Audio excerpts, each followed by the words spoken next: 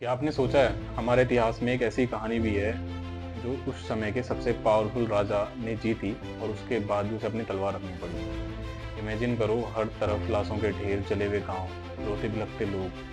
दोस्तों, ये कहानी है कलिंग वॉर की। एक ऐसा युद्ध जिसने अशोक को हमेशा के लिए बदल दिया। आज हम इसी कहानी को पूरा अनफोल्ड करेंगे ओनली ऑन अनफोल्ड सागा में। कलिंग आज का उड़ीसा स्टेट एक समय पे बहुत ज्यादा सुपर रिच रीजन था और ये एक स्ट्रेटेजिक पॉइंट भी था क्योंकि यहाँ से साउथ ईस्ट एशिया की कंट्रीज तक ट्रेड होता था। और एक फैसिनेटिंग फैक्ट ये भी है कि ये एक मैरीटाइम पावर मतलब समुद्री शक्ति भी था और जिसके बारे में ग्रीक और रोमन रिकॉर्ड्स दोनों बताते हैं।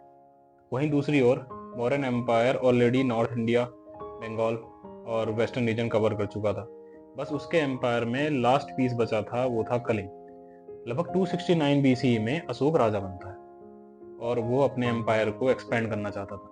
इसी एक्सपेंशन के कारण लगभग 261 बीसी के आसपास अशोक ने अपनी आर्मी कलिंग में भेजी। कहा जाता है कि मॉडर्न आर्मी के पास लगभग 6 लाख सोल्जर थे।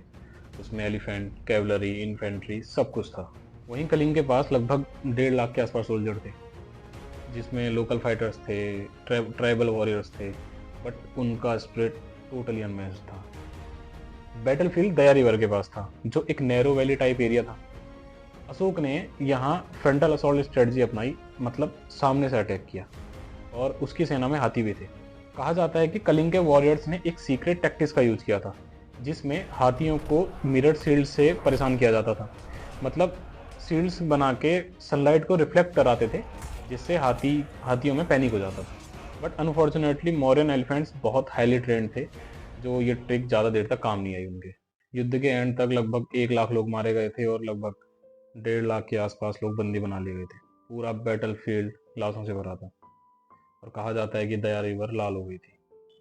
उसके बाद अशोक ने डिसीजन लिया कि इन फ्यूचर वो कभी भी वॉर नहीं लड़ेगा। उसने बुद्धिज्म को अडॉप्ट किया और धम्म को अपनाया। धम्म बेसिकली बुद्ध की टीचिंग्स हैं जो यूनिवर्सल लॉज पर फोकस करती हैं और पीस और वेलफेयर को बढ़ावा देती हैं। अशोक का मिशन अब पीस और वेलफेयर बन चुका था, इसीलिए उसने रॉक एडिक्ट 13 में ये बताया है कि उसे कलिंग वॉर को लेकर बहुत ज़्यादा रिग्रेट फील हुआ था।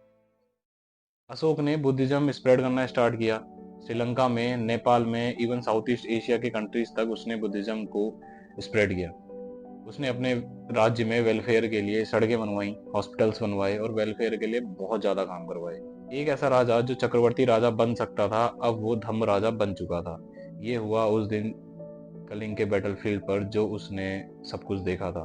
दोस्तों, कलिंग वॉर एक बैटल नहीं था, ये एक राजा के अंदर का बैटल था।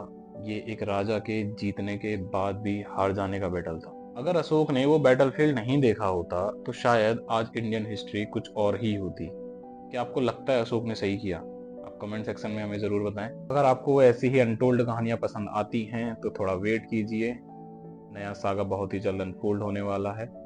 Till then, curious and keep unfolding sagas.